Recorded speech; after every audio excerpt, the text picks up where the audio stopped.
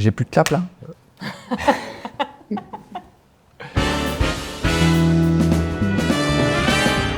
Géraldine, je te propose de parler aujourd'hui des assurances de garantie de passif dans les opérations de fusion-acquisition.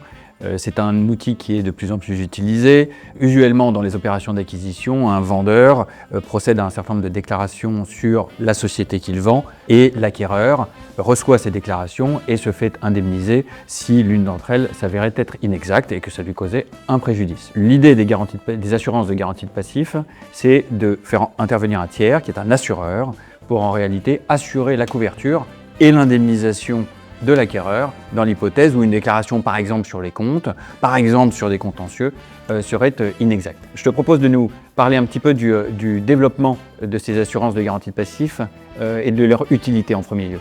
Les assurances de garantie de passif sont particulièrement utiles lorsque le vendeur ne souhaite pas ou ne peut pas donner des déclarations. C'est notamment le cas des fonds d'investissement qui cherchent à sécuriser une sortie sans risque résiduel vis-à-vis de l'acquéreur. Et quel a été le développement ces dernières années de cet outil des assurances de garantie de passif?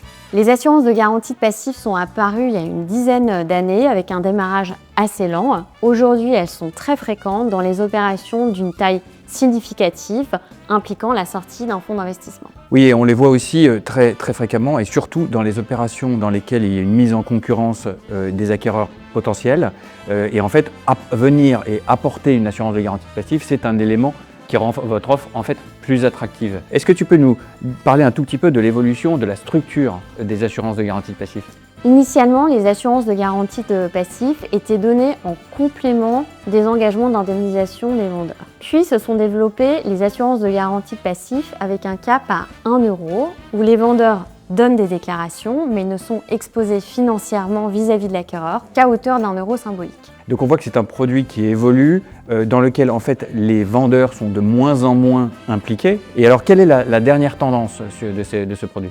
Alors la dernière tendance, ce sont les assurances de garantie de passif dites synthétiques qui sont encore très peu utilisées et très pro-vendeurs. Ici, les vendeurs ne donnent aucune déclaration et ne consentent aucun engagement d'indemnisation. C'est l'acquéreur qui propose les déclarations, puis les négocie directement avec l'assureur, sans implication des vendeurs dans tout le processus. Donc en conclusion, on voit que ce produit il est extrêmement intéressant pour les vendeurs parce que les vendeurs en fait s'affranchissent de leurs déclarations. Il est aussi intéressant pour les acquéreurs puisque ça leur permet en fait d'emporter l'opération et de réaliser l'opération. Mais on voit qu'il y a un certain nombre quand même de limites dans ces outils.